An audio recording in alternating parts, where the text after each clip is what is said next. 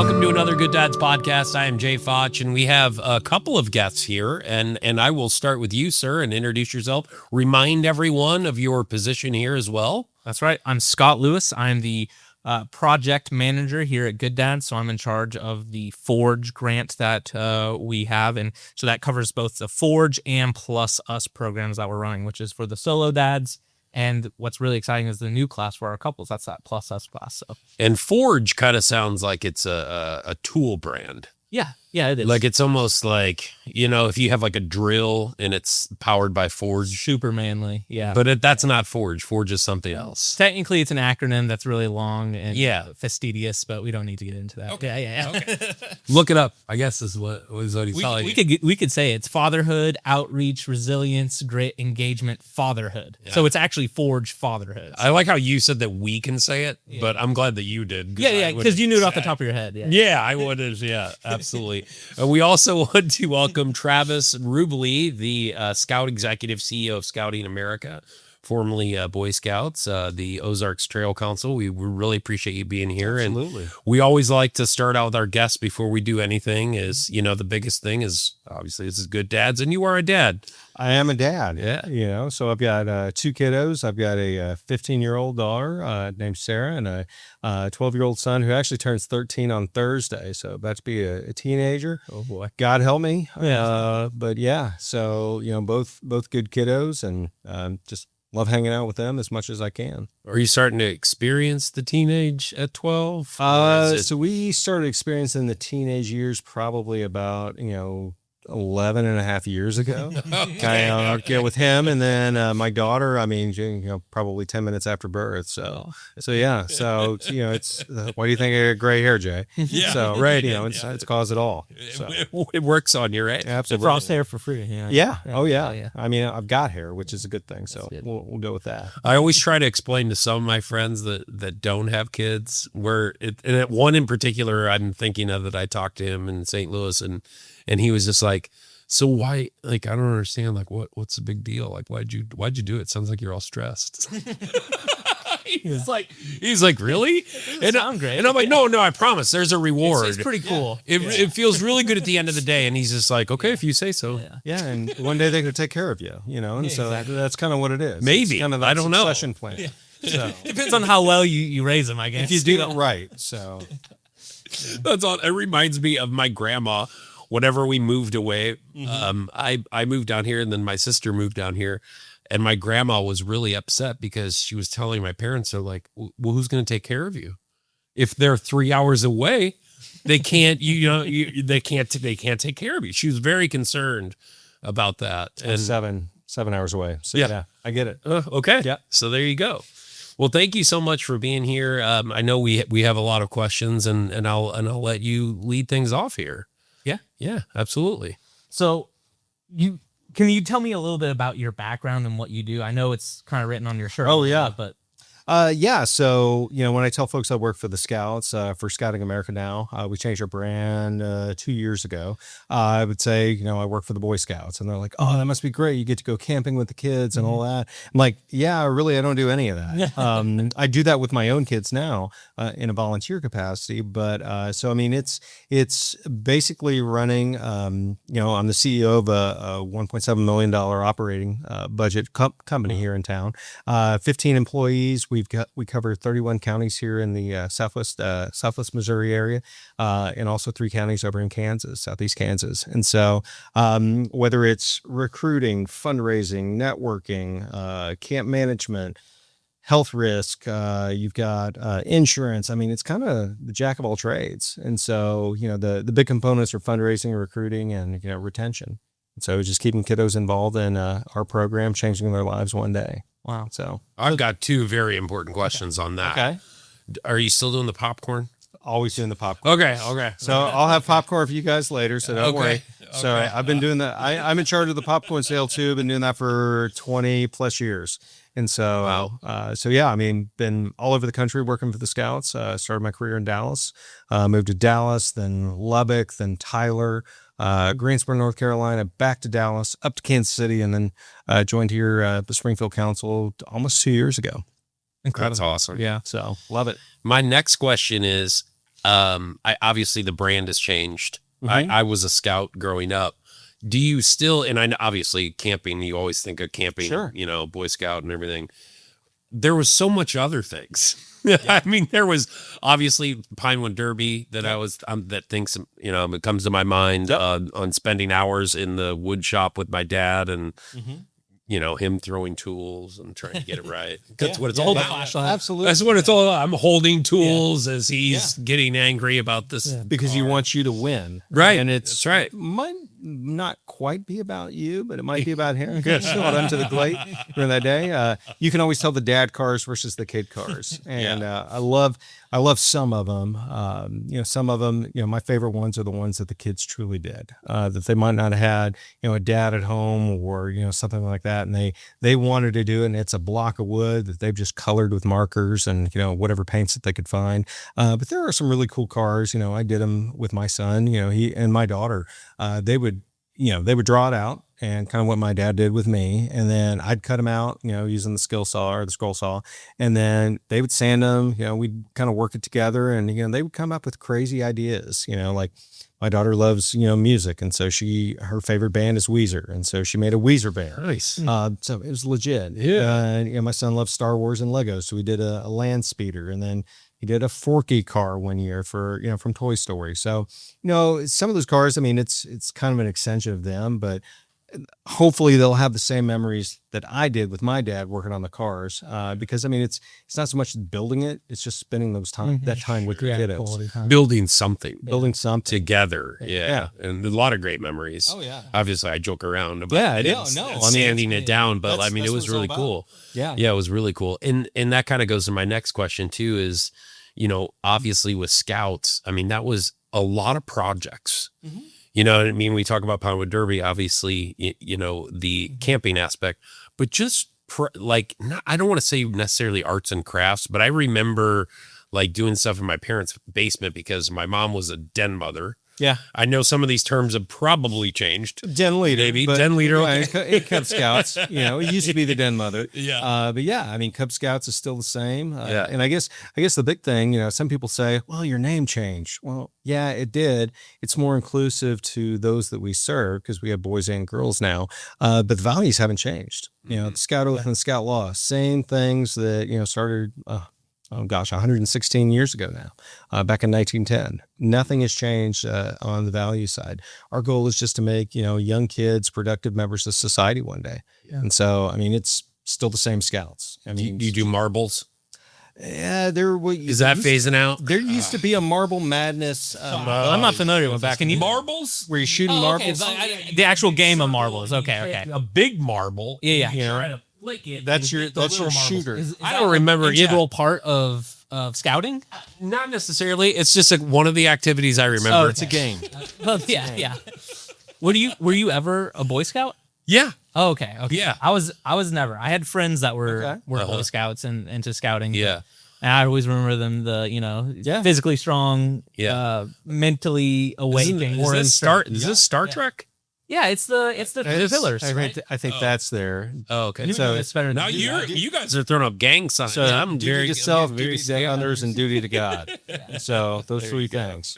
Yeah, I was a cub, a bear, a wolf, and then a weeblo. Oh, that's a made up word. You just made that up. No, is it still weeblo? Loyal Scouts is what it stands for. So it used to be the acronym of Wolf, Bear, Lion. So the old. So it is made up. Yeah, it's based on the Jungle Book. So I'm going to nerd out. Rudyard Kipling. Oh, that's where great author. You know, kind of all those things kind of came from because he was good friends with the original founder of Scouting, Baden-Powell. Nice. So yeah. So that's awesome. We're reminiscing. I forgot we were doing a podcast about good dads. I just wanted to talk about marbles and get the belt loops. All the shenanigans. So. Well, I think it brings up an interesting point. You know, what's the intersection between good dads and scouting? And I think most of that is just coming down to, I think, you know, the biggest intersection is just spending quality time. Like you were kind of mentioning before, quality time with your kids as they're achieving something or going towards some kind of goal or purpose, right? Mm-hmm. I know those goals and purposes have expanded drastically over the years. You said you have over 140. Is that what you said? 140 different badges that they can earn? Yeah, so you've got their Cub Scout Awards. One of them's marbles. Well, no, That too. Merit badge. Merit So, badge. so the merit badges, ranging from the newest ones that have just come out. There's one in the test phase. It's military service and appreciation. There's physics, auctioneering, sewing and needlepoint, which is another really good one. My mom taught me how to sew. But you've got stuff like. Is there any way I can get my wife into that class? You can take the class. It's all online. It's online. You're not, teach yourself. What's funny is my wife's actually been like, "Can I get a sewing machine? I want to learn how to sew." And Really? I'm not joking. So I don't know if you're aware of this. They got this thing called the YouTube. It's got, I know, okay, who would have thunk it? Amazing things out there. Groundbreaking already. I know. Learning so many. I know. But you've got, nuclear science merit badge. You've got. what are they? Wait, hold on. Oh, yeah. What are they doing with that merit? So my son actually just earned this up at S&T. You get to tour a nuclear reactor. You get to learn about physics. You learn about, nuclear reactions. Oh, fission. that's so cool. I'm a big nuclear head myself. So that one. You've got the traditional ones like first aid, camping, climbing, rifle shooting, shotgun shooting, mammal study, all the nature badges. But there's other ones that are out there that teach skills. So there's plumbing, there's electricity. You name it, it's out there. And so kids can learn a potential future career through a merit badge. And so it's like awesome. It's kind of that first taste, that introduction to a potential career one day. Do they? This is just kind of a one-off question. Is there anything about budgeting or finance? Personal management merit badge, the bane of every kid's scouting experience. So it's a loved course. Well, it's an Eagle required badge. You have to keep a budget for 3 months. Okay. And you have to track income, you have to track expenses, you have to track, what are you going to do for fun and that kind of stuff. And I hated that badge growing up and ended up getting a degree in economics. So I guess something stuck, but I bet it's some of those ones that are not very fun to do at the time, but those are the ones that are probably going to stick with you through. Oh yeah, because you're going to remember it because you hated it. It's like that shared misery type thing. Yeah, there's family life, where you got to do projects at home and have family talks and kind of centering on that core family environment. Making sure that the kids understand what it's supposed to look like. You have to have family meetings and those types of deals. But personal management, first aid, physical fitness. All those are in there. Camping is one. I'm trying to remember some of the other ones off the top of my head. Fishing. That's a fun one. Yeah. Fly fishing is another fun one. Oh, wow. You've got, let's see here, citizenship in the community, nation, and world. So, being a good citizen is an important part of scouting, participation in that. Mm-hmm. There's, like I said, just a ton of different ones. And so to become an Eagle Scout, you got to have 21. 11 of them have to be required badges. And so those real soft, almost like hard skills that, helps you become a good member of society one day. So you just need 21 of those badges? 21. To be an Eagle Scout. So when I was in the military for about 10 years there as an aviation operations specialist. And when I first got in, there was people who were already at the rank of EFC. Yeah, or EFC, yeah. So they go in as an E2. Yeah. And so Department of Defense, now Department of War, formerly Department of Defense, they recognize the leadership aspects of scouting. Yeah. And so if you graduate boot camp as becoming an Eagle Scout, you already, get your first bump in pay. Yeah. At that point. Yeah. I think it's like 60% of academy graduates, all 3 service academies, all Eagle Scouts. My alma mater, Texas A&M, where I was in the ROTC program there, they recognize the Eagle Scout medal. And so it's the only civilian medal that you can wear in your uniform. So, oh, really? I did not know that. Yeah. So, you've got your ROTC folks, you earn your, fruit salad of all these different awards and all that kind of stuff. But, you can wear your Eagle medal. And so, the values in scouting are very, very aligned with what our fighting men and women are doing. And so it's really cool. What I love about all this too, as we talk about the badges and everything, I know it's all about, and ranks too is a big thing with scouting in America, but going back to the time spent with whether that's dads and kids or just other scouts, kids their own ages, we talk about it all the time. Like it usually comes up on every podcast, just quality time. Yeah. And everything that you're speaking of is wonderful with the awards, but I don't want to sound hokey, but I mean, really the award or reward would be just that time and how important it is, going back even to the Pinewood Derby talk that we were having. But it's almost like a good excuse for some of these things to just open certain conversations that we talk a lot about in Good Dads anyways.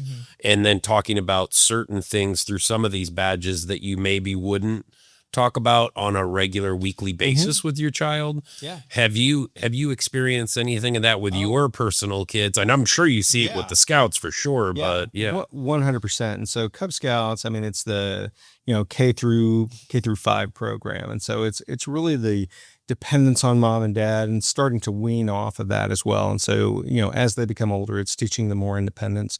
And hopefully by that time, we've instilled, the skills and the values of how to be a good person. It's making sure that they understand that mom and dad are there to help. Mom and dad are there to be a part of their lives, that they know that they can always depend on us. But it's giving them the necessary skills in order to continue to make good decisions to where, when they become more independent, where they become, those teenage years, which we were joking about earlier, that, they realize that, hey, you know what? Mom and dad talked to me about this. Mom and dad talked to me about this situation or that situation. I know that it might be difficult, but I've got it in my toolbox that I know how to answer that question or be prepared for that. And, when they go into, those real fun teenage years, 8th grade, 9th grade, into high school, that, they might not succumb to peer pressure. Yeah. That, they become more independent, but they're ready for it, if you will. And so every situation is going to be different. All we can do is hope that we, give them the right skills to be prepared. I mean, I know probably heard that one before, but to be prepared for life, essentially. Yeah. And that, it's okay to make bad decisions sometimes, but it's just the understanding the consequences and the ramifications of, if I choose X, it's going to lead me down path Y, and that type of thing. So. Man, those are never fun conversations, even with our 7-year-old. We're like, now, if you have bad choices, there's going to be consequences to those. And then she just looks at us like we're from outer space. Yeah. And I'm like, well, I don't know. Maybe we should just try some of these. Yeah. I'm just getting to the point with my daughter because she's just, she's like 15 months old right now. Where we can actually start really doing actual like discipline and like trying to teach her, not necessarily punish them, but like, you don't want to touch that hot stove. That's going to burn you and stuff. And finally learning that and reinforcing that. So there's consequences to every action. Good luck. And it's been fun. And the little tantrums, baby tantrums. Yeah. It is pretty fun. This Good Dads podcast is brought to you in part by our generous supporters. This week, we'd like to thank the following: Prime Inc., Table Rock Shores, Dr. and Mrs. Benji and Lori Lambert, Flint Rock Home Builders, TSV Logistics. Thank you to all of our sponsors. Visit our website at gooddads.com to learn how to contribute to the Good Dads mission. Now, of course, we are talking with Travis, the Scout Executive CEO of Scouting America. Another big topic that always comes up in our podcasts, and especially with dads and just parents in general, is screens. Yes. And I know that kind of what that's like the ultimate, like even growing up is just loving to go camping and fishing and hunting and being a scout with whether it was my uncles, my dad, my grandpas, doing all of those things. Obviously, there wasn't mobile screens. There wasn't. It was at home. Yeah. Don't get me wrong. Yeah. But like now it's kind of it's about everywhere. Yeah. So I just tell us a little bit about how that works. And is it kind of about, I mean, we talk to some teachers about it sometimes with, they don't want that obviously to be the focus in the classroom, and it still is. I mean, how do you go about that? It's tough. And like I said, I was out at summer camp last week with my troop, my son's troop, and we were out there. I mean, it was sun up to sundown. I mean, it's trying to fill their days with activities to where they don't think about jumping on a screen, just kind of scrolling and looking, and of course the parents are just as bad, nowadays. I mean, we didn't grow up with them. I didn't get my first cell phone till I was in college.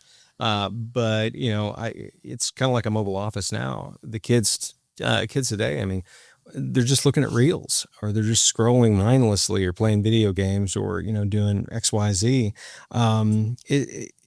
They can be a tool for good, but they can also be very, very detrimental. Yeah. Kids often, lose the ability to communicate. They can look somebody in the eye and shake their hands and, have a good conversation with them. And we try to say that, screens are okay. There's a time and a place for them. They don't necessarily have to be out every single meeting or every single camp out. That I love going to the places where my phone doesn't work, which is just, oh my gosh, there are places in the world that doesn't happen anymore. Yeah. But some of the kids, we want them to document their experiences. We want them to take pictures. We want them to, show them to their friends when they go to school, to say, hey, I got to, go down to Arkansas and go rock climbing this weekend, or I got to go, float the river, and, here's some of the pictures that we took, from the canoe, or, we've got, maybe it's a GoPro where they're jumping off, 10-foot tower at Camp Arrowhead, jumping onto the blob and getting launched in the air, which is really kind of cool too. And so, I think there's a happy balance between the two. If they're using it to document, if they're using it as a resource for, using YouTube, or, something like that to learn a new skill, or, I've got apps on my phone that'll, teach us how to tie knots, or using it for, astronomy charts to see what stars are out there. Totally fine with that. But if they're just, looking at TikTok and watching, reels and that kind of stuff, it's just, you can waste your time doing all that stuff. What is it? What's the end result? What's the goal that you're going to get? So, yeah, I love how also you said that, you can still utilize it. This isn't like, get rid of your phones. That's terrible nowadays. It's not that, but I think, to your point, it takes away from some of the experiences, and not only experiences, but memories. Yeah. And I like to tell people this all the time. It's like, whenever they are wasting too much time on their phone, I like to ask them, I go, in 5 years, will you remember today? Mm-hmm. Or are you going to remember going on a fishing trip and actually having an experience with other people, or something that you take in compared to that? And like you said, to your point, it's okay for the balance to kind of just veg out, kind of rest your mind a little bit. But when it becomes too much, it's just downtime. Yeah. Is all it is. The 4th of July is going to be in 2 weeks, roughly. And, you're going to see the things on social media where everybody records the fireworks shows. That's what I love. Yeah. Does anybody care about those? Yeah, I do. I love watching, because you watch them videos again and again. Somewhere, wherever they're watching fireworks. I don't even like watching them live anymore. I just go on social media and go, wow, what a great video. See what you're missing. In the middle of December, I've been jonesing for this 4th of July video. Or a concert. Yes. A concert. You're not just enjoying the music, you're watching it through a phone, and everybody's got them up. And so, I like I said, I think there's a balance on it. Yeah, that's a good point. There's two things I want to touch on. That is, I think it's about the intent, is what you were saying, because you can just waste so much time having no intent, just doom scrolling. I've done it. Everyone's done it. Yeah, they just veg out, and they're just doom scrolling, and it's just that lack of intent. Once you have a purpose or something, I don't think there's really anything wrong with having a screen. If you need to send out a message, or take a photo about something that you do want to remember, that's totally fine. But I think teaching these kids about intent is really, really important. Another thing I wanted to hit on is, I think it's extremely dangerous for kids because they just don't. They haven't even formed who they are yet, and so when they're looking, especially on social media, about how all these other people are presenting themselves, and they're only ever presenting the best of their lives. And it's like, oh, my life's not like that. What am I doing wrong? It's really damaging to a kid's psyche, I think. It's just seeing all this amazing stuff happening on social media, and they have to reflect on their own life. It's my life's crap, right? It's not that cool. Yeah, exactly. Exactly. I'm glad I did. And wait until you go inside their house and look how their lives really are. Exactly. It's behind the camera, but you don't get to see. And no one's ever going to show that on their social media. It's not going to get the clicks. It's not going to get the likes. Yeah. No, that's a really good point. And I think that, just the memories that are made with some of these activities are just, it is truly amazing, because I can think back of a couple movies or a couple shows that I binged on Netflix 5 years ago. but I couldn't tell you when it was. And what Yeah. I may have had popcorn with them. I don't know. I mean, it's good. It was a great time waste, but it's not, maybe it was rainy outside or something like that. So. Yeah, I don't know. Yeah, I wasn't outside. So you recently went on a trip with your son? Yeah, so I was out of camp last week. Okay. I slept in a tent. I was under canvas, and it was great. It was a great experience. And so just being out there in Marshfield, Missouri, and we've recently renovated. We had a generous donor that gave us a 6-figure gift to really increase the. Just you and your son to go camping? Yeah, exactly. Wow. No, yeah. So we had about 250 kids out at Camp Arrowhead out there, and I mean, just some of the amazing things that this transformational gift has been able to do. And so, increasing the quality of our food service, upgrading things in the dining hall, the blob. Obviously, the blob is a really cool thing, and if you don't know what one of those is, it's that big long air pillow that you jump on and it launches you. Made in Springfield, Missouri, by the way. Oh, really? Yeah. Really? So right up north. Yeah, North National. So Wow. Water Blob. I think it's Springfield Specialty Products. So Nice. give them a nice shout out. Yeah. Great to work with. Got new bikes out there. We've got new auto belay devices. We got cowboy action shooting. We got long range rifle shooting. 3D archery.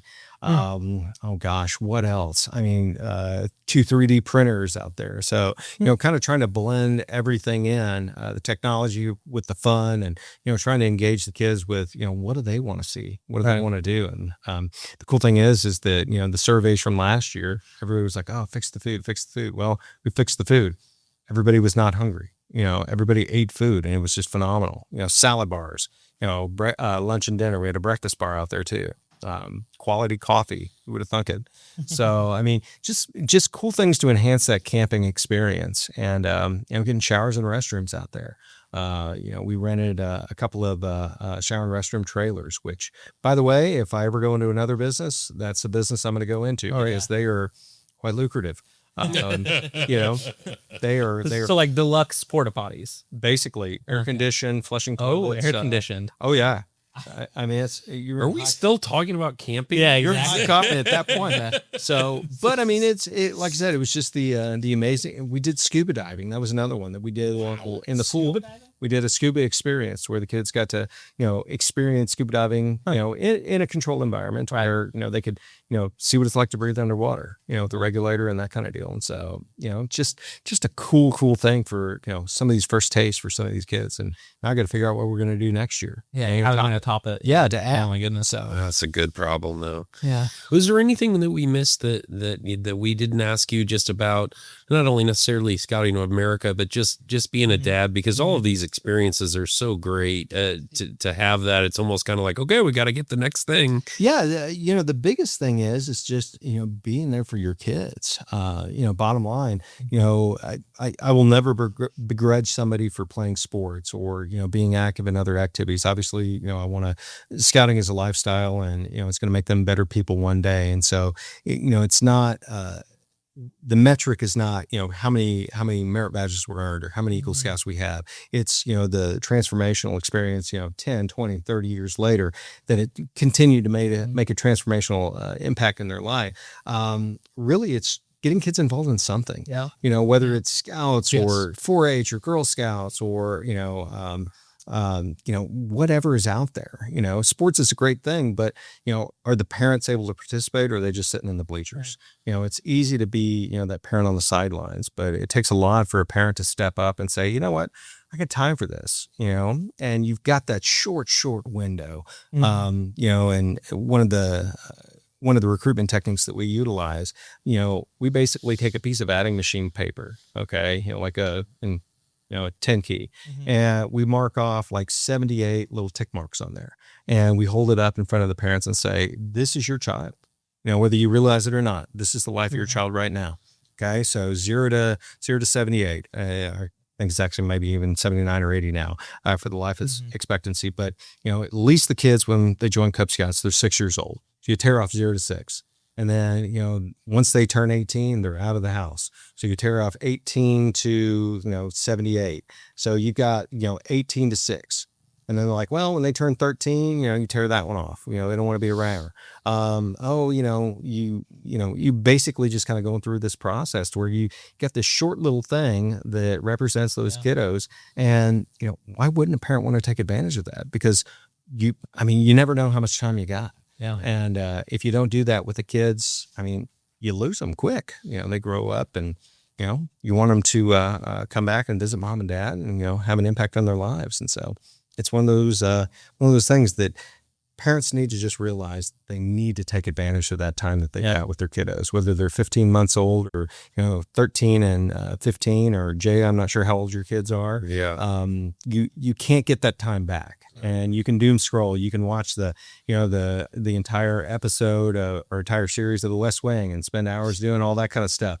But is that really going to make a difference? Yeah. And so, I think that's the biggest message that I would always, share with parents. Just get involved in something with your kids. Well, thank you so much for being on the podcast. We appreciate it. Travis Rubelee, Scout Executive, CEO of Scouting America. We appreciate you being here. Absolutely. Thank you. So cool. Thanks. Thanks, guys.